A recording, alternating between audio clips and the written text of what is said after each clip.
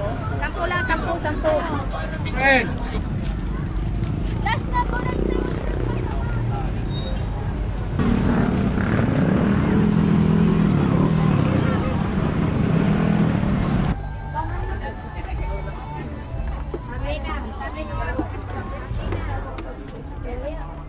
Paano ba